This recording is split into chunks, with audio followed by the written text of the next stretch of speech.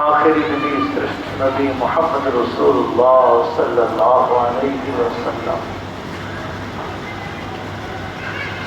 শরীয়তের কিছু জরুরি বিষয় আছে যেগুলির ভিতরে ঈমান ব্যতিক্রম হইলে আসল ঈমান থাকে।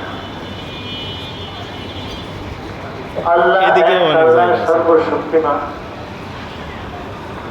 সকল রসুল সত্য, সকল আসমানী কিতাব সত্য।